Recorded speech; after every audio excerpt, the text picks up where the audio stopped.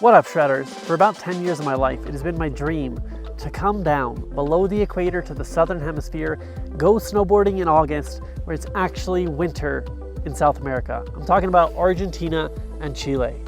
After thinking about it, talking about it, planning it out, and not actually doing it for years on end, I finally pulled the trigger this year and made it happen and booked 2 tickets down to Santiago, Chile.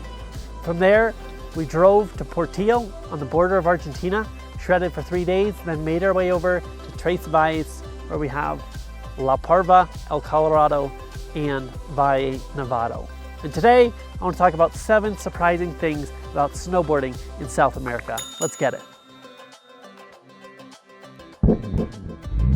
All right, thing number 1 about snowboarding in South America, this place is incredible. I can't believe I waited this long to pull the trigger because this trip has been the trip of a lifetime. Now we're here in La Parva on a Sunday, but there are no lift lines. And if we go over to the main lifts right now, we're not gonna see lift lines there either.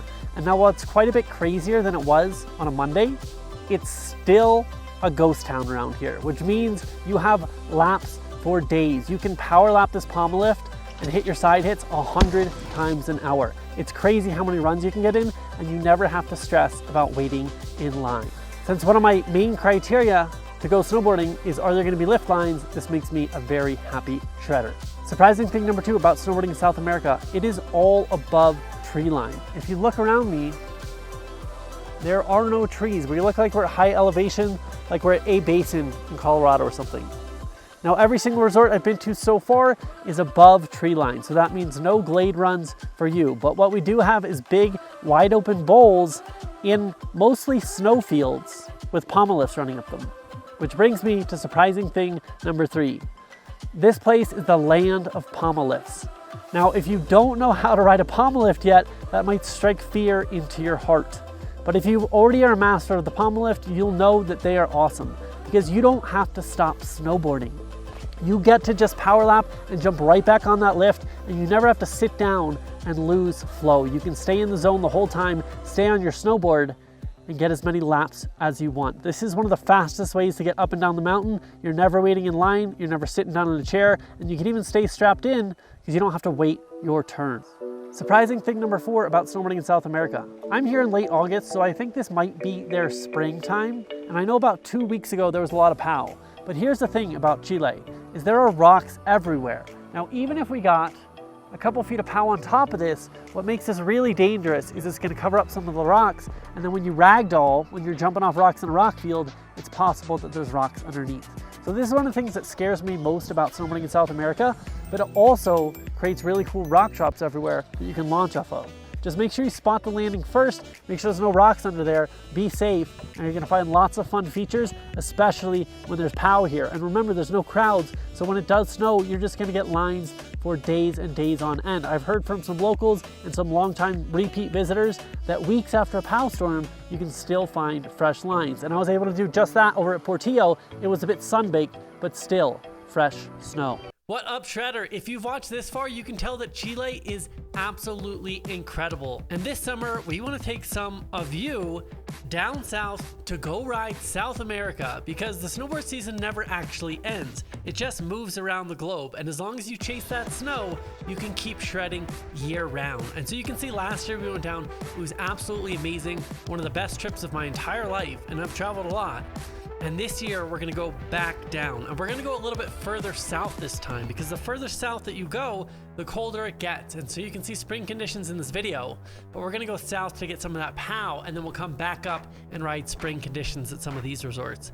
And so we want to take some of you guys and girls down. This is not gonna be like a full-on school trip. We're not gonna be teaching you stuff the whole entire time. It's literally just a group of people who love snowboarding going down to ride. So if you just want to come ride with the Shred School team, we're happy to help you out with your skill set, learn new tricks, all that stuff, but it's not for beginners, okay? So if you're like beginner intermediate and you can't ride black diamonds, you can't really ride powder, you kind of like hate the park, it's probably not for you. But if you're like advanced, where you can at least ride the whole mountain, guys, you don't have to be pro or anything like that. If you can at least get around the whole mountain and you want to come ride with the Shred School crew, you want to check out South America and to see how amazing and beautiful it is down there, get your shred on in the summer months and get better at snowboarding with all of us like we are always doing.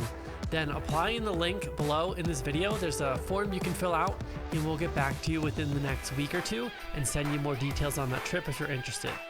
All right, back to the video. Be sure to stick around until the end to see all that Chile has to offer. Surprising thing number 5 about snowboarding in South America.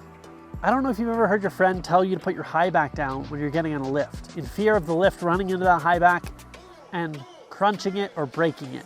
Now, maybe if you're in the Midwest, you actually do have to put your high backs down, but I've never found a lift in Colorado or Utah or California where it actually comes low enough to the ground to smash my high back. That hasn't been the case here in South America. I actually have to put it down or the lift just runs right over my snowboard. Sometimes it comes just a couple inches off the ground. So I've gotten the habit of kicking that high back down and we're all good. Now the lifts are a bit different here. There's only one high-speed quad in all of South America. That's at Valle, Nevado, the biggest mega resort. But like I said with the Palmas, you can get up and down the hill faster than you can at home. So I really haven't missed those high-speed quads at all. Surprising thing number 6 about snowboarding in South America. The lifts are open 8 to 5 p.m. And honestly, at 5 p.m. it's like broad daylight out here. So that means you can shred the whole entire day. Now it has been warm during the day, so we're kind of getting a freeze and thaw type situation. So I've just been coming out at like 2 p.m. And like I said, there's no lines anywhere. So it doesn't really matter what time of day you come out.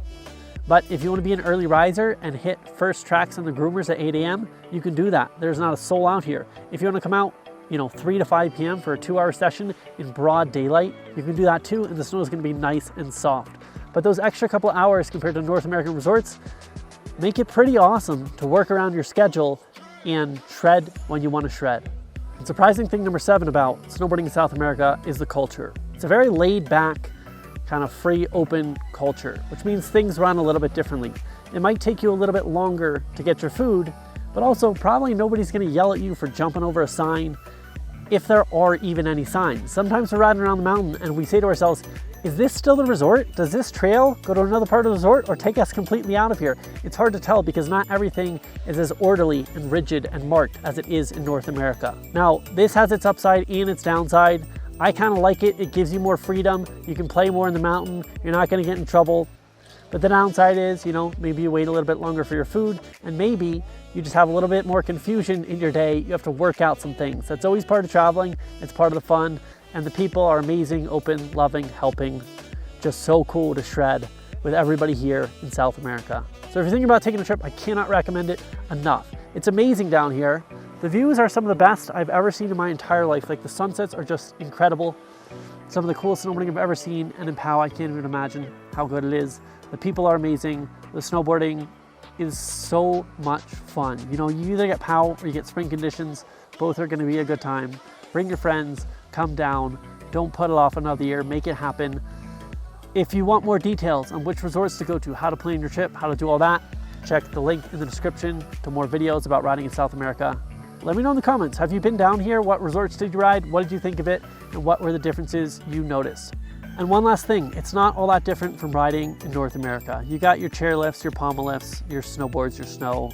Everybody's out here shredding it. They're all here for the same reason, to have a good time, to play at their edge, and keep the dream going. That's all for today. Peace out, shredders.